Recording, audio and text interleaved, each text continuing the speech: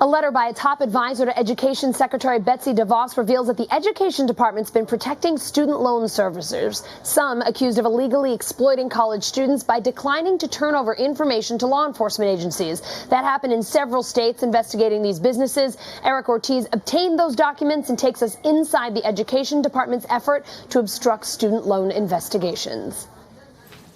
So for the past 2 years, student loan companies have been under investigation by the federal government as well as states' attorneys general. What they're looking for is how these student loan servicers are treating customers, and that amounts to about 45 million Americans who have student loans. Those loans amount to $1.6 trillion as well. So student loan companies are being accused of steering students into higher payment plans as well as overusing forbearance. And forbearance essentially means students don't have to pay off their student loans for a temporary amount of time, but in the meantime, companies are accruing interest off of these loans and making a lot of money.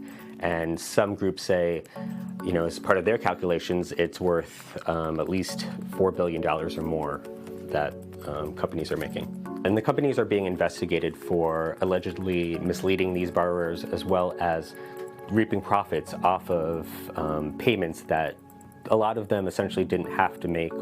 So I looked at documents that were written by the Department of Education to a couple of members of Congress. These student loan servicers are being shielded by the Education Department. The Education Department basically said they're no longer going to turn over data or information to these state attorneys general offices who are doing investigations because they believe that information belongs to the federal government. So the House Financial Services Committee met this week for the first time in at least 2 decades to talk specifically about student loans.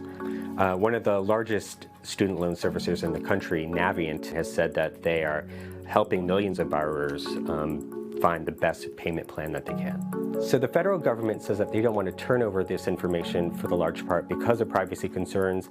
And states are also saying that, yeah, we do need this information as part of our investigations.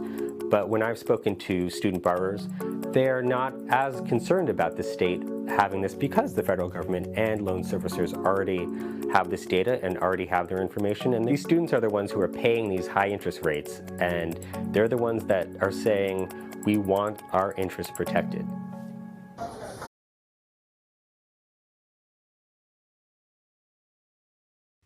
Hey, NBC News viewers, thanks for checking out our YouTube channel. Subscribe by clicking on that button down here and click on any of the videos over here to watch the latest interviews, show highlights, and digital exclusives. Thanks for watching.